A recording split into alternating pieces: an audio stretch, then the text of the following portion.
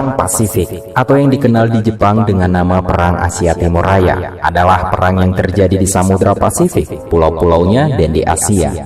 Konflik ini terjadi antara tahun 1937 dan 1945, namun peristiwa-peristiwa yang lebih parah terjadi setelah 7 Desember 1941 ketika Jepang menyerang Pearl Harbor.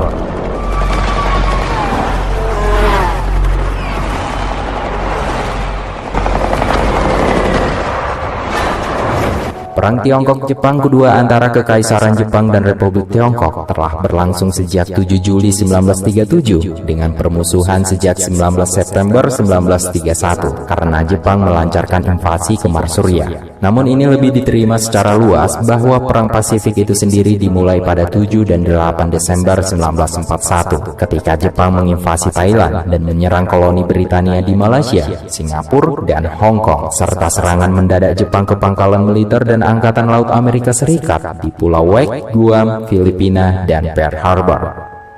Pada Perang Pasifik ini, terlihat gabungan pasukan sekutu diadu melawan Jepang, yang terakhir dibantu oleh Thailand dan pada tingkat yang lebih rendah oleh negara sesama blok poros seperti Jerman dan Italia. Pertempuran terdiri dari beberapa pertempuran laut terbesar dalam sejarah dan pertempuran yang sangat sengit dan kejahatan perang di seluruh Asia Kepulauan Pasifik yang mengakibatkan hilangnya nyawa manusia yang sangat banyak.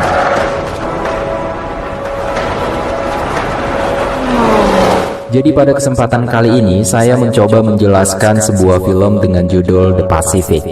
Film ini mengisahkan bagaimana kiprah tempur di Perang Dunia Kedua Teater Pasifik melawan Kekaisaran Jepang yang jelas tak kalah sengit dan brutalnya daripada di front barat melawan Nazi Jerman, karena memang Kekaisaran Jepang pada tahun 40-an bukanlah lawan yang bisa dipandang sebelah mata. Dan di film ini kita menyimak bagaimana pertama kali marinir Amerika menginjakkan kakinya di medan pertempuran yang begitu brutal dalam sejarah Perang Dunia Kedua.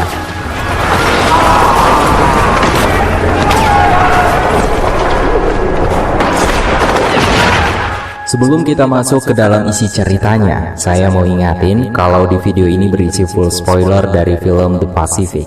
Film dibuka di bulan Desember 1941 di Amerika. Seorang pria bernama Robert Leakey tampak sedang keluar dari gereja, dan ia sangat senang ketika bertemu dengan Vera, wanita yang ia puja selama ini.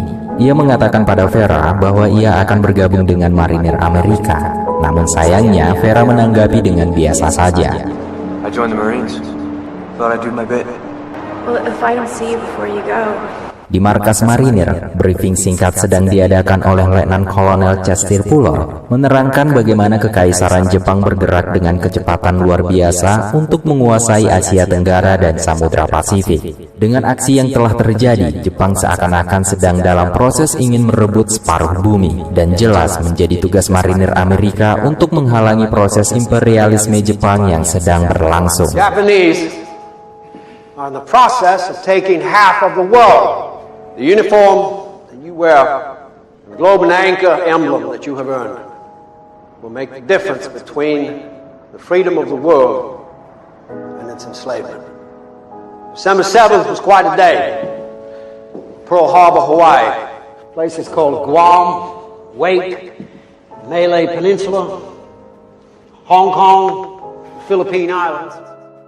Setelah hari Natal tahun 1941, seorang pemuda bernama Eugene Slade tampak menangis setelah divonis oleh dokter yang juga ayahnya sendiri jika fisiknya tak mumpuni untuk bergabung menjadi marinir karena ia mengalami lemah jantung. Merasa kecewa dengan fakta ini, Eugene pun keluar rumah dan menemui sahabatnya yang bernama Sidney Phillips, yang ternyata saat ini Sidney sudah diterima menjadi marinir, hingga membuat Eugene semakin kecewa. I wish we were going together. Kemudian kamera menyorot jauh di Pasifik, tepatnya di rangkaian Kepulauan Salomon di Pulau Guadalcanal pada 7 Agustus 1945. Armada Amerika sudah merambah dengan kapal-kapal perangnya, dan terlihat pertempuran di berbagai sisi sedang terjadi. Di atas salah satu kapal, para marinir muda ini sedang dibriefing tegas sebelum pada akhirnya dikirim merapat, menaiki landing craft mereka dan akan menginjakan kaki di Guadalcanal yang akan menjanjikan tragedi berdarah. Semangat dan keteguhan mereka masih menyala-nyala meski memang saat ini area pantai sudah dikuasai sepenuhnya oleh marinir yang lebih dulu sampai di tepian dan tak ada penampakan dari serdadu Jepang. Beberapa saat kemudian Lecky mendengar kabar jika pasukan Jepang menarik diri jauh ke dalam hutan sehingga para marinir digerakkan maju menyisir kebun kelapa dengan rapatnya ilelang. Beberapa jam kemudian mereka menemukan sisa-sisa perlengkapan dan pertahanan tentara Jepang. Di depan mereka sudah terpampang hutan lebat. Para marinir pun sadar jika Jepang bisa saja menyergap setiap saat di antara semak belukar ini. Bob Lecky sendiri berusaha waspada dengan senapan mesin Browning M1917 di pundaknya. Sedangkan hutan ini semakin dipenetrasi semakin menjanjikan kesunyian dan teror.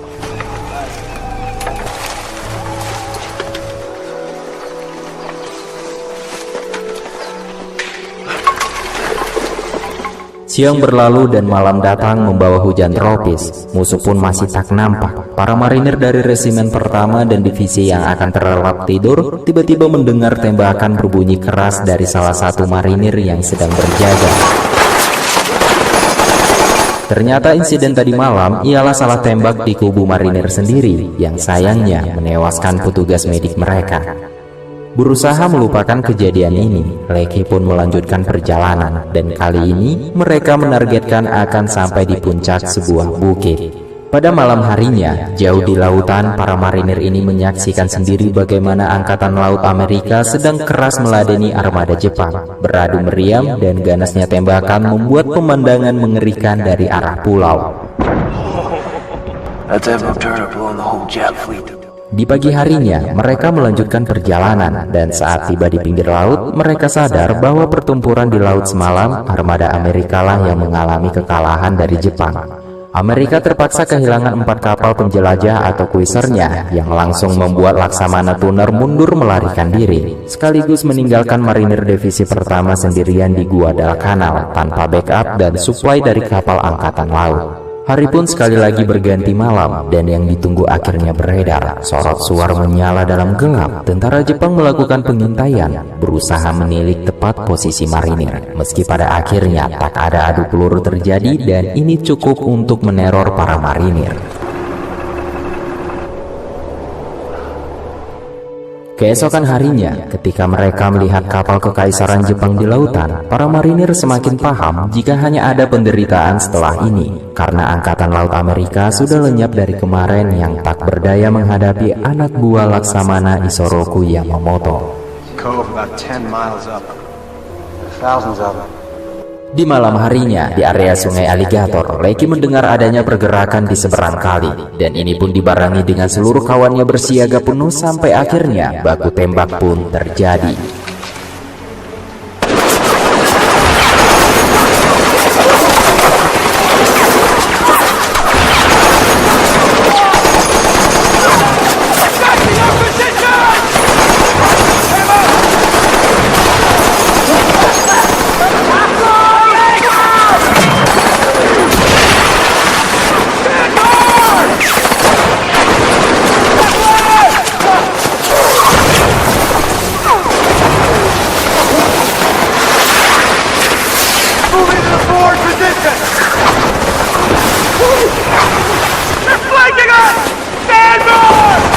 Skirmish liar dan buta ini terus terjadi, membangunkan seluruh isi hutan. Mortar-mortar pun dihantamkan. Seketika marinir tahu jika Jepang berusaha mengepung mereka dari kiri.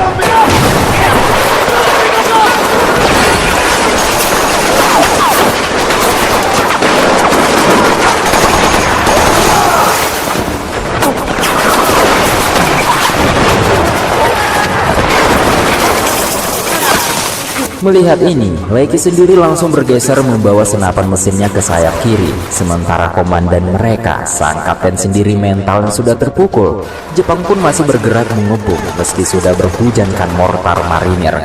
Hal ini memaksa Lecky juga ikut berpindah tempat dan berusaha memberi tembakan cover untuk kawan-kawannya. Dan pergerakan Lecky ini terbukti ampuh karena akhirnya ia bisa memberendel habis serdadu Jepang yang kedapatan menyeberangi sungai di sebelah kiri.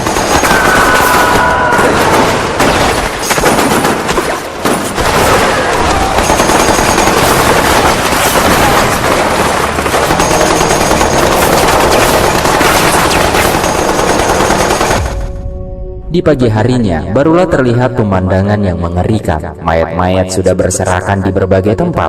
Para marinir sangat kebingungan melihat pertempuran semalam. Serdadu Jepang seakan tak punya taktik khusus dalam serbuan semalam. Seakan mereka hanya maju untuk ditembak oleh marinir. Sampai satu insiden khas serdadu Jepang pun terjadi, dan ini disusul dengan serangan setor nyawa oleh serdadu Jepang.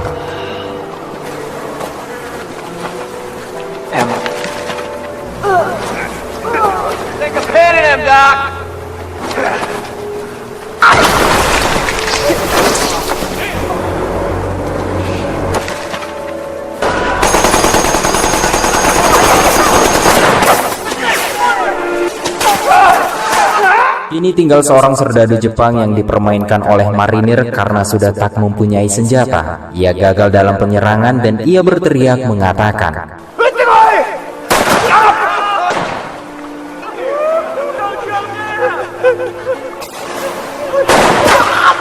Leiki yang melihat itu, barulah kini ia tahu jika sebenarnya musuh mereka juga seorang manusia biasa yang sudah demikian lama melewati pertempuran yang berat dan parah. Merasa kasihan, Leiki pun memutuskan untuk menembak tepat di jantungnya.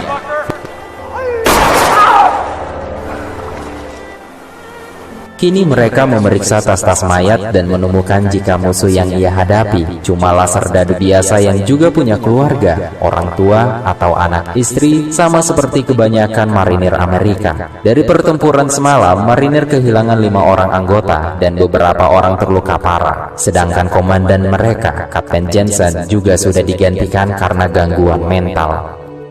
Pada bulan Oktober 1942, para marinir memang sudah semakin mengenal pulau ini, namun masih saja tak mampu menguak markas Jepang. Di sisi lain, Resimen John Basilon yang masih dalam perjalanan tiba-tiba mendapat kejutan tembakan dari serdadu Jepang.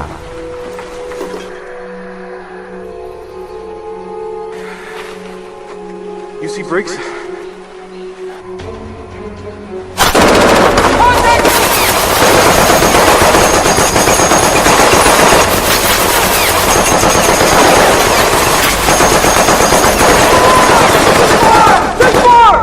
Baku tembak itu pun menghilang begitu saja. Tembak lari ini sudah sering dialami oleh barisan John Basilon. Sepertinya Jepang ingin menggerogoti marinir pelan-pelan dalam gerilyanya. Keesokan harinya, bala bantuan datang ke Guadalcanal dengan mendaratnya tentara Amerika Angkatan Darat, membawa perlengkapan dan suplai termasuk senjata dan amunisi yang tentu saja dimanfaatkan sebaik-baiknya oleh kawan-kawan Basilon dan Leiki.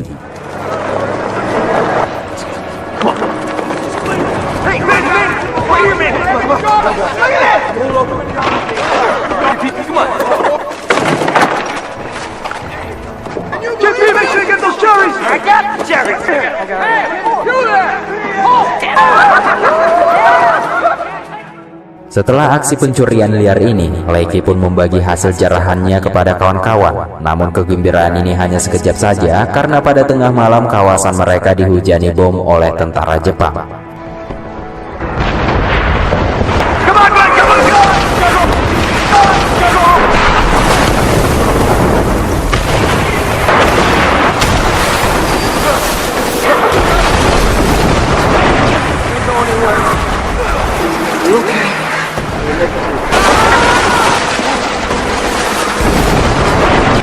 Keesokan harinya barulah terlihat kengerian atas tragedi semalam. Entah berapa jumlah korban jiwa dari marinir, tapi yang jelas baik dari kompi Leiki maupun kompi Basilon sama-sama mengenaskan. Pukulan brutal ini mengingatkan Leiki dan Jurgen jika Jepang masih punya taji di pulau asing ini.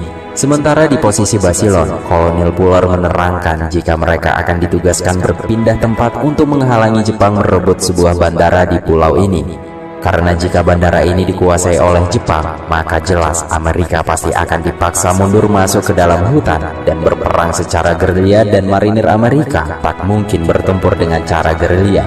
Maka pasukan pun disebarkan di beberapa titik sesuai rencana, meninggalkan barisan Basilon yang harus mempertahankan posisi, dan camp mereka dan lubang-lubang dan perimeter baru pun dipersiapkan sebaik-baiknya oleh Basilon. Karena jika memang Jepang nantinya menyerbu di posisi ini, Basilon akan berjuang sendirian. Yeah, go get it.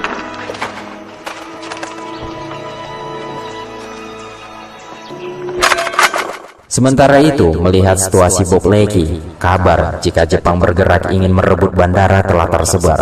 Sama dengan kondisi Basilon, pasukan di Kompi dan batalion Leakey ini juga semakin sedikit jumlahnya. Only the officers get the lucky strike. It's on the line, but don't have enough cooks. Same old story for the First Marines. Pada malam harinya, Letkol Fuller mendapat kabar dari intelijen jika ada sejumlah besar pasukan Jepang bergerak ke posisinya. Fuller sendiri memerintahkan anak buahnya agar tak menyerang dan menahan tembakan selama mungkin, dan tiba-tiba di luar sana baku tembak terjadi.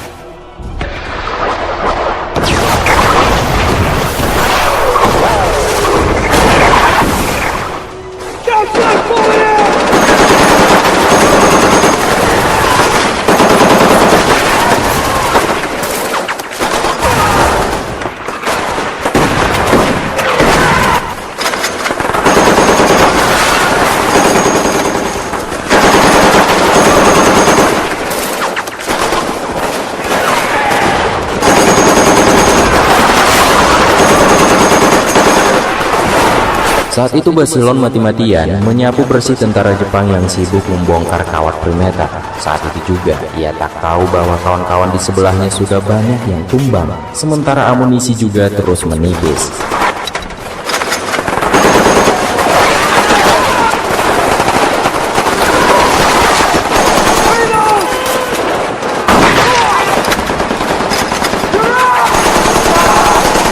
Sampai akhirnya jumlah Jepang membanjiri medan ini, memaksa Basilon menarik mundur peletonnya, namun malah terlibat duel jarak dekat.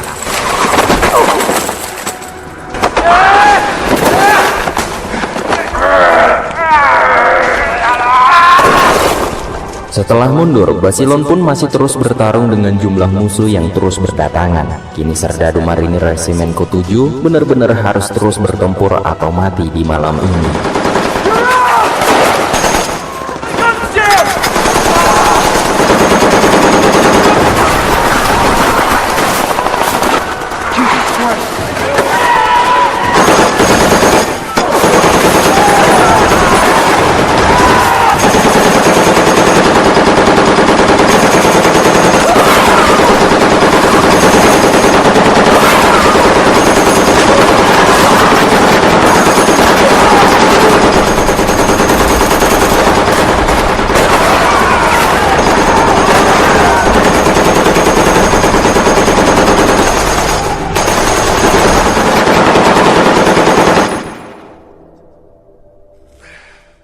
Keesokan harinya, Basilon menemukan apa yang dilihat oleh Bob Leakey jika Jepang benar-benar brutal dalam menyerang. Setiap serdadunya seakan bernyali dan bernyawa ganda, menyerang tak memperdulikan keselamatannya sendiri, dan hasilnya pagi ini hanya serakan mayat-mayat yang tak terhitung jumlahnya.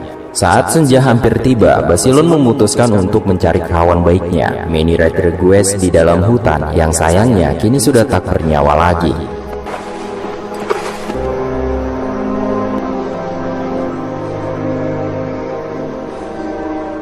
Di sisi lain di Amerika, Eugene Slade yang sampai hari ini masih terus diperiksa oleh ayahnya mengenai jantung lemahnya. Namun Eugene tetap bersikukuh hingga ayahnya pun tak kuasa menghalangi niat anaknya untuk bergabung menjadi marinir Amerika. Desember 1942 dan marinir masih bertahan di Guadalcanal. Bob Leakey masih terus rutin mengirim surat untuk Vera, sang pujaan hati. Dan selain Natal, kabar gembira yang lain ialah bahwa mereka akan segera diangkut keluar dari Guadalcanal.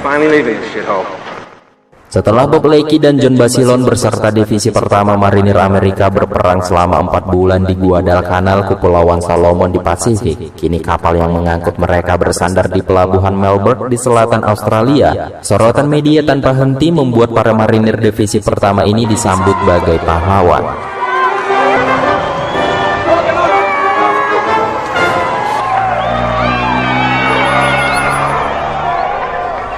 Para marinir ini ditempatkan di sebuah stadion kriket di Melbourne karena kota ini memang tak punya pangkalan militer yang cukup untuk sebuah divisi marinir. Beberapa jam kemudian, Leakey dan kawan-kawannya menghabiskan waktunya di tengah kota, sedangkan Basilon lebih memilih menikmati senggangnya minum-minum dengan JP Morgan.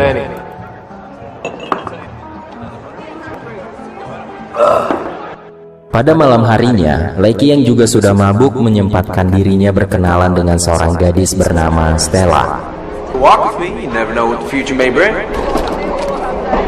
Collect me at home. Hari berganti dan kini Basilon sedang dimarahi oleh Letkol Puller karena ulah mabuk-mabuknya semalam. Namun di sini Letkol Puller menerangkan jika John Basilon akan segera dianugerahi Medal of Honor, sebuah medali tertinggi untuk serdadu Amerika. President Roosevelt found you worthy. Can't help but notice I'm not alone in this, sir. You are about to be awarded. You're about to go where very few Marines have ever been. Congratulations, old man.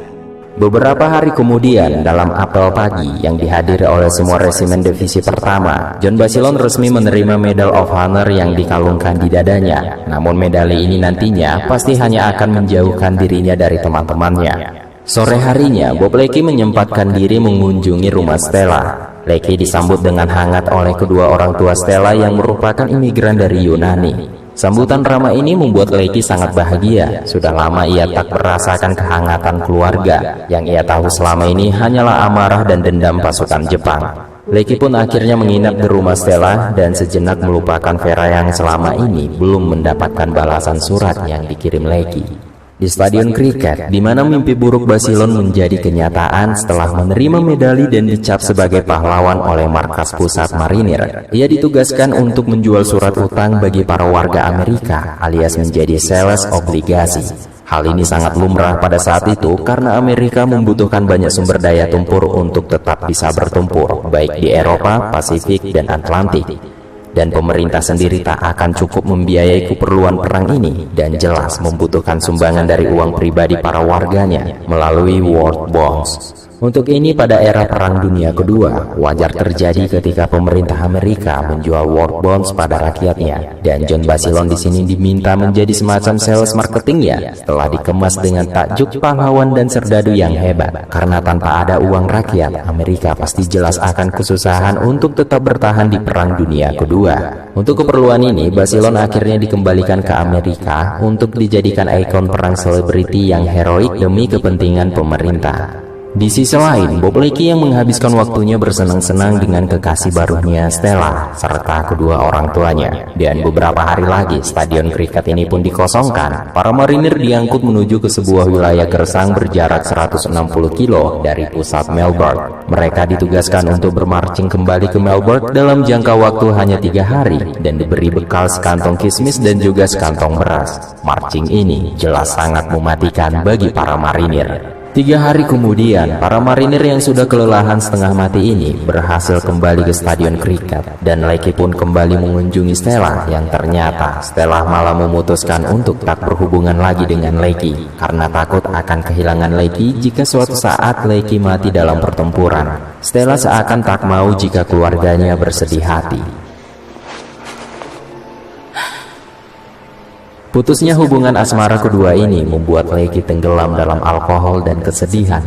Hingga saat kembali ke stadion, Lecky yang diminta tolong oleh Eller untuk menjaga sebentar selama ia ke toilet malah mengancam salah satu perwira, yakni Lieutenant Horgan. Horgan lantas mempermasalahkan kecerobohan kedua anak buahnya ini, sehingga Lecky dan Eller pun langsung dihukum dan diputuskan jika Lecky ditransfer menuju ke intelijen. Sementara Eller yang sudah berpangkat kopral ini diturunkan sekali lagi menjadi private. Sementara itu, di situasi Basilon, ia benar-benar dipulangkan ke Amerika. Rangkaian propaganda pun juga sudah disiapkan untuknya agar rakyat Amerika terayu dan membeli war bond demi keperluan perang. Ia pun akhirnya berpisah dari kawan baiknya selama ini, yaitu JP Morgan. Keesokan harinya, para marinir keluar dari Australia menuju ke Tanjung Gloucester atau Camp Gloucester. Mereka tampak santai dan bahagia, belum mengerti apa yang akan menyambut nantinya. Di tempat lain, kita menyimak pemuda yang memiliki lemah jantung, yaitu Eugene Slade pada Desember 1943, yang ternyata kini Eugene Slade berhasil menjadi marinir Amerika dan sedang berlatih mortal.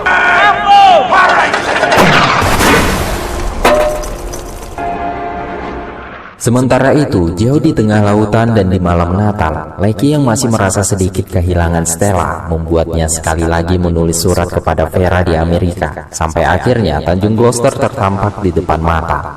Tak membuang waktu, pulau yang berada tepat di timur Papua Yugini ini pun diduduki. Hutan ditembus dan semak diterabas, dan tak ada tanggal merah bagi para marinir di hutan ini.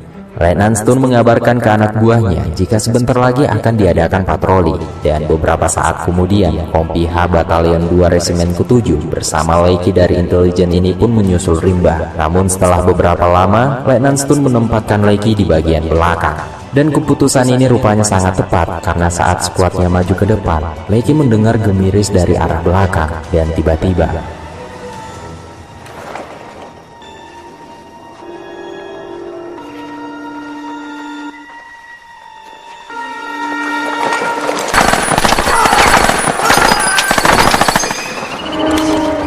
pada malam harinya, para marinir terpaksa tidur dalam keadaan hujan. Hujan pertama yang mereka rasakan, dan hujan yang semakin membuat mereka menderita ke depannya. Dan saat hendak tidur, tiba-tiba pasukan Jepang langsung melakukan penyerangan.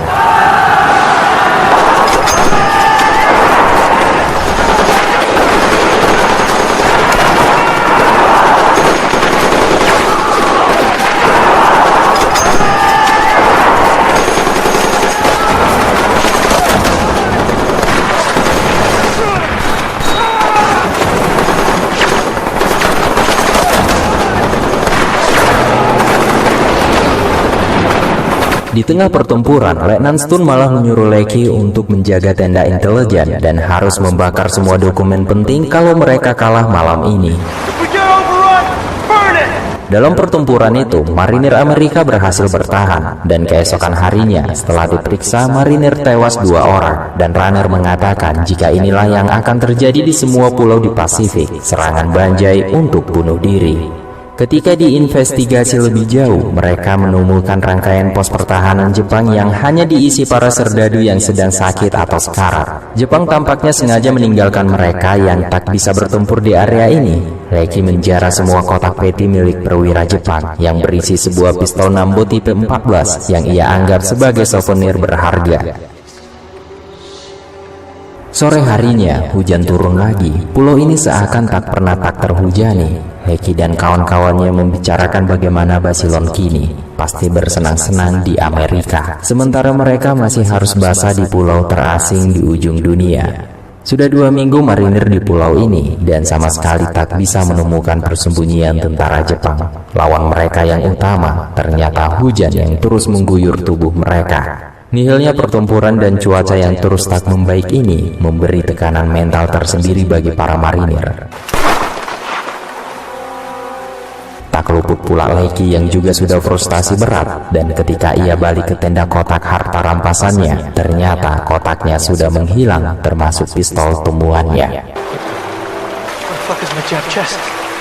Leiki menemukan kotaknya di tenda Letnan Larkin, perwira intelijennya dan komandannya sendiri. Tapi ternyata Larkin sendiri tak mau menyerahkan kotak itu kepada Leiki, apalagi pistol Jepang yang langka itu. Komandannya malah mengusir Leiki untuk segera pergi. Using that for a battalion paperweight, sir? Oh? I can see where you're going with that, sir. Get out of my tent, Larkin. Keesokan harinya, Letnan Larkin muncul dan langsung memarahi Leiki karena Leiki berhasil mencuri kembali pistolnya. Ini membuat Larkin marah karena sebenarnya ia juga berharap bisa mengambil pistol Nambo 14 ini sebagai souvenir untuk dibawa pulang ke Amerika. You punished me on the suspicion I may have taken something.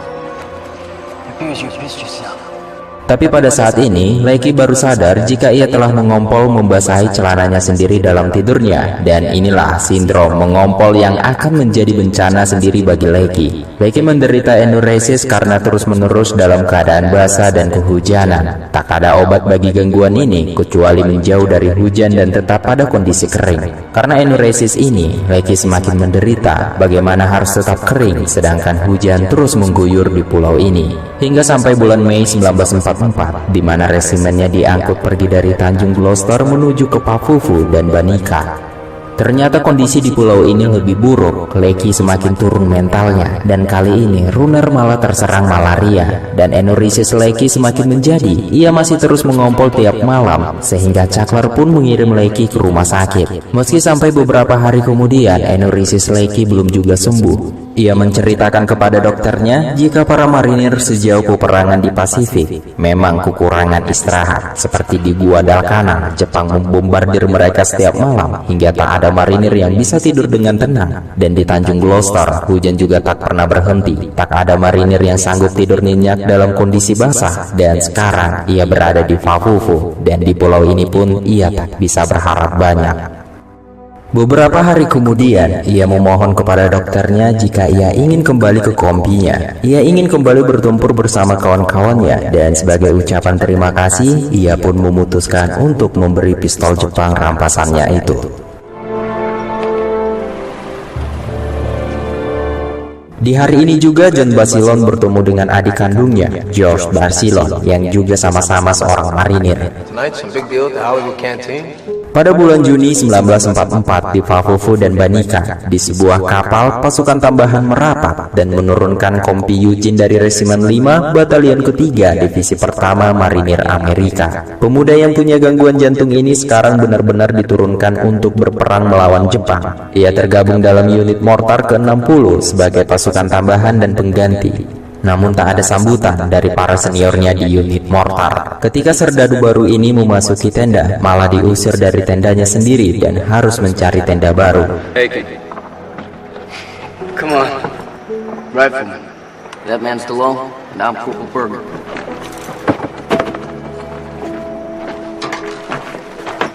Saat di tengah jalan, ia bertemu dengan sahabatnya, yaitu Sidney Phillips. Selanjutnya mereka pun makan siang bersama, dan sebelum selesai, Senafu, senior mortarnya, sudah datang dan memerintahkan Eugene dan juga Oswald untuk membersihkan drum-drum yang kotor. You heard it, Sergeant. Fuck that shit. I scrub drums for no man. I'm wishing you were back here with nothing asking you but to scrub oil out of drums. Keesokan harinya, Eugene dan unit mortar lainnya pun berlatih menembak. Don't look at me, Lieutenant. Gunny's right.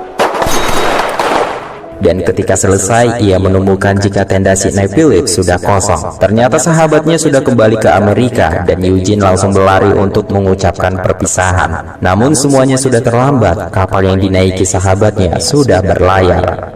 Kemudian film maju ke September 1944 di Pulau Paleo di utara Papua. Marinir Divisi Pertama bersiap sekali lagi untuk mendarat, dan ini akan menjadi pengalaman tempur yang pertama bagi Eugene Slade. Dan kini di depannya pun bau mesiu serta asap dan api sudah tersaji di pulau ini.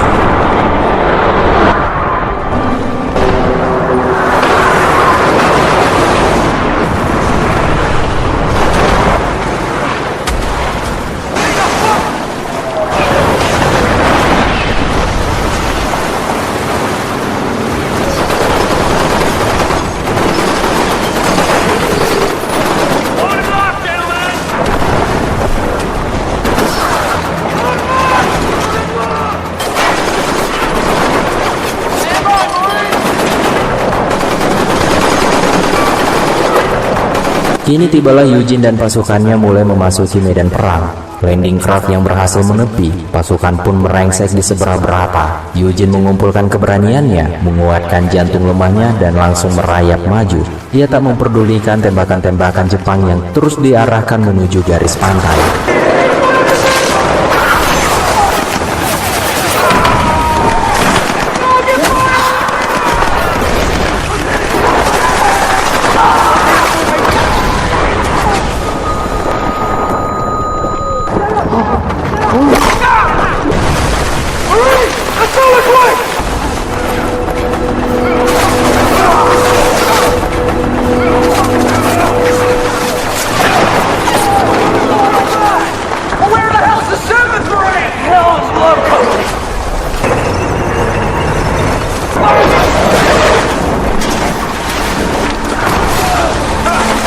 Sementara itu, di tempat yang sama, Kompi Bob Leakey juga sudah sampai dan ia melihat korban sudah banyak yang berjatuhan. Pulau ini tak sama dengan kedua pulau yang sudah dikunjungi sebelumnya, dan memang korban dari marinir terus membengkak. Sedangkan Eugene sudah diambang ketakutan, namun ia tetap berlari menyusul kawan-kawannya.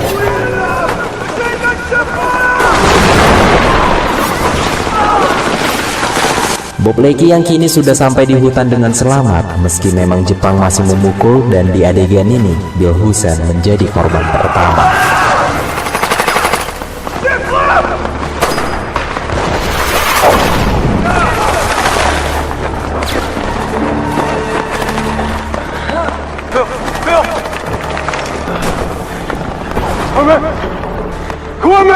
Sedangkan Eugene dan teman-temannya yang masih terus bergerak maju berusaha menghindari hujan artileri di area pantai, sampai akhirnya mereka berhenti di sebuah titik.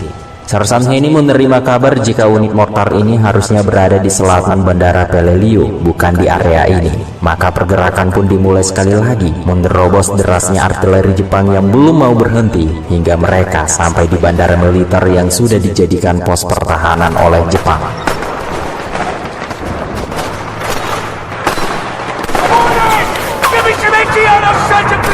Dari jauh, tampak Mitsubishi 95 Hago, tank Jepang memberi ancaman disusul dengan infanteri kekaisaran yang tiba-tiba saja merangsek maju ke arah Eugene. Melihat itu, mereka langsung mengisi peluru mortar dan langsung diluncurkan ke arah musuh.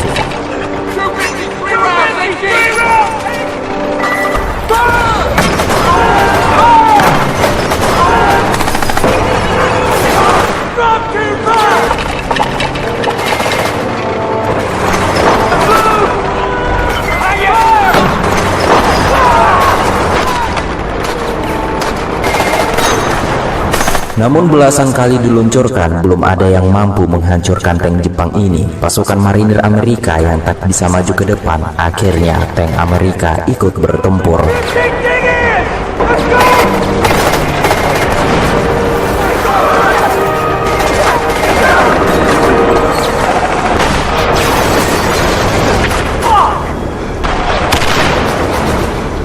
Kita menyimak Bob Lecky yang sekarang sudah kembali ke pelotonnya setelah menolong Bill Husser. Mereka tiba di sektor yang sama dengan posisi unit mortar Eugene. Saat itu Eugene sendiri sedang mengamati Senafu yang dengan sadisnya berusaha mencabut gigi emas mayat Jepang dengan belatinya.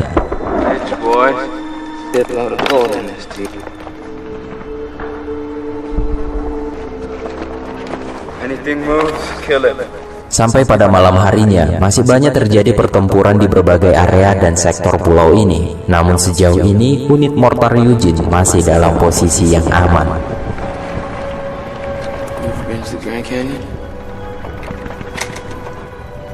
No. We got there late at night, so these cabins slept at the fucking Grand Canyon. You have to go out there tomorrow.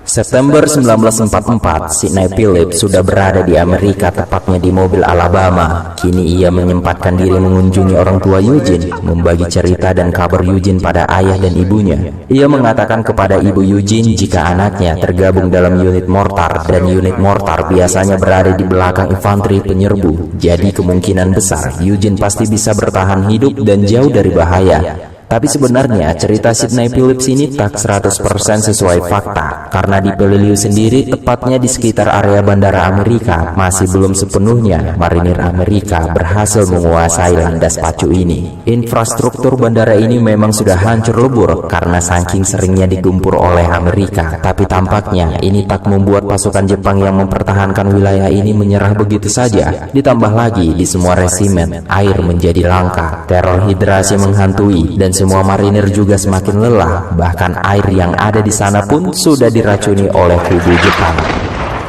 That fucker's poisoned. Poison. The entire division is moving across the airfield at 0900. First and second platoon will lead, followed by weapons and third platoon. Semuanya pun mulai bersiap, dan bisa saja ini merupakan aksi penyeberangan mereka yang terakhir kalinya. Bisa saja ketika sampai di seberang, mereka hanya tinggal nama. Eugene sendiri melupakan lemah jantungnya karena di ujung sana Jepang sendiri terus mengintai dengan senjata senapan mesin dan mortar. Dan ketika Jepang melihat pergerakan dari pasukan marinir Amerika, artileri Jepang pun langsung diluncurkan. Semua anggota divisi termasuk resimen Slade dan resimen Lecky menyeberang bersamaan seakan sengaja menerjunkan diri mereka ke api yang dikirim oleh Jepang. Dan sangat disayangkan, sebelum sampai di seberang, pasukan Amerika banyak yang gugur.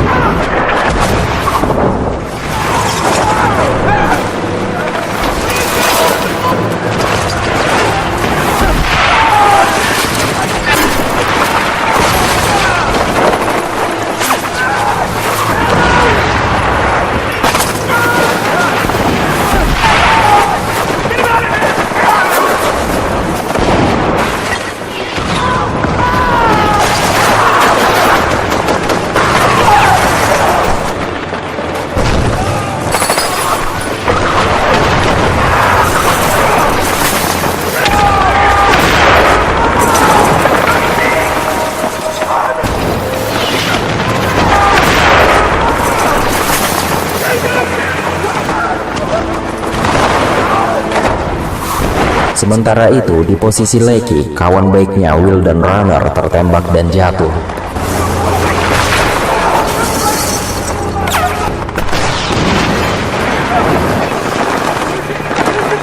Eugene sendiri menahan gemetarnya, terus berlari ke depan. Ia mengikuti Snafu dan senior lainnya. Sedangkan langkah tragedi ini masih digempur tanpa henti oleh artileri Jepang dari atas pegunungan. Runner yang sudah tak bisa berlari lagi ini pun diistirahatkan, dan Lecky akhirnya juga diperintahkan komandannya untuk balik ke belakang guna mencari petugas radio dan medik untuk menangani Runner. Tapi malang bagi Bob Lecky karena setiap petugas radio dan medik yang ditemuinya antara masih sangat sibuk atau sudah menjadi mayat, dan ia sendiri pun akhirnya terkena serpihan peluru artileri yang meledak di dekatnya.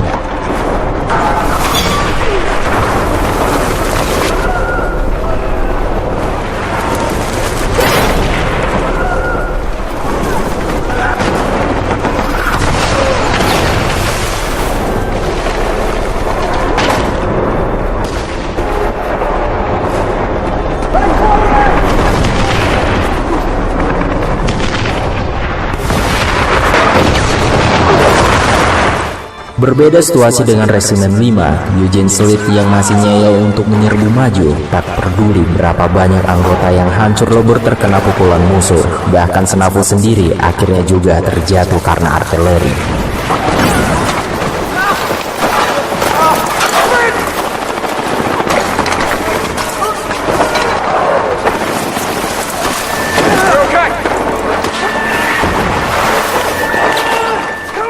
Kemudian selanjutnya disusul dengan matinya Oswald, yaitu duet mortar Eugene.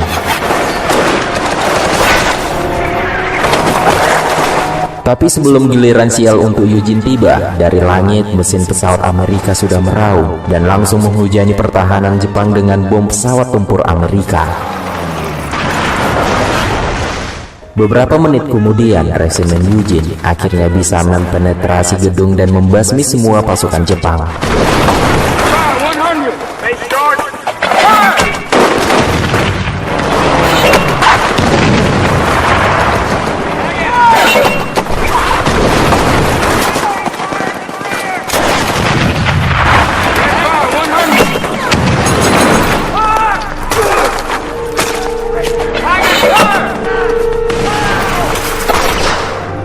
Satu jam berikutnya, Eugene dan kawan-kawannya pun beristirahat. Bandara sudah berhasil dikuasai sepenuhnya, meski dengan korban jiwa yang entah berapa. Dan berbeda dengan Eugene yang masih segar bugar, Lecky yang terkena artileri ini harus dikirim balik ke kapal medis, dan sekali lagi ia harus masuk ke rumah sakit. Ia terus memikirkan Runner yang belum ketemu. Ia masih bingung apakah kawannya ini sudah mati atau masih bertahan hidup.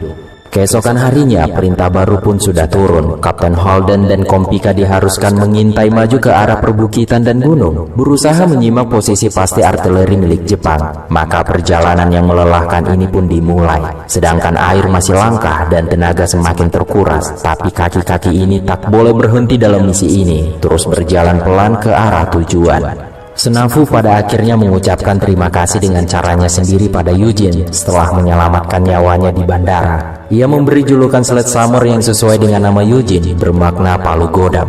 Julukan yang jelas ironik dengan kondisi kesehatan Eugene sendiri, namun membuatnya bangga dan bahagia. Got a smoke? Ketika sampai di lokasi posisi dan penataan pertahanan, beberapa skuad dikirim oleh Kapten Holden untuk mengintai lebih jauh. Hingga di satu titik, Kapten Holden memutuskan untuk maju sendirian, dan tiba-tiba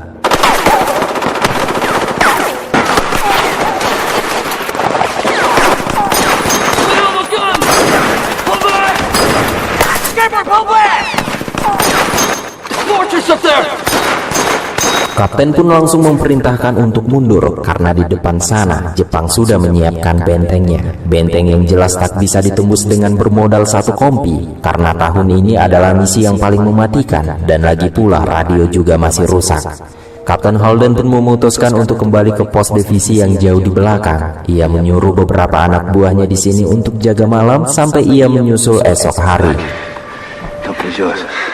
Malam hari pun tiba, semua tertidur dengan mata terbuka. Di depan mereka terletak gunung yang sudah disulap menjadi benteng pasukan Jepang. Benteng yang masih berdiri kokoh ini seakan terus menyebar teror dalam dingin dan gelapnya malam. Hingga beberapa saat kemudian, seorang marinir menjerit-jerit bagaikan kerasukan. Ia histeris dan mentalnya sudah terpukul, membahayakan seluruh kawan-kawannya yang ada di sini. Mereka pun langsung menyuntikkan morfin agar tenang. Namun situasi tetap saja, sehingga ia pun langsung dibunuh.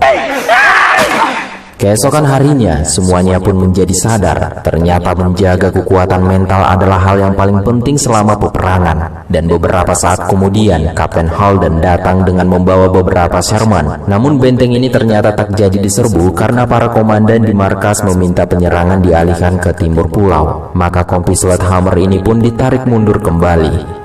Di kapal medis, di mana Bob Leakey akhirnya bertemu dengan Wilder Runner yang ternyata juga masih hidup. Mereka berdua berbicara tentang lukanya masing-masing dan naik ke dek atas kapal yang terus menuju ke Amerika. Satu harapan mereka kini, yaitu pulang menemui orang-orang yang mereka cintai. Dan cerita pun bersambung.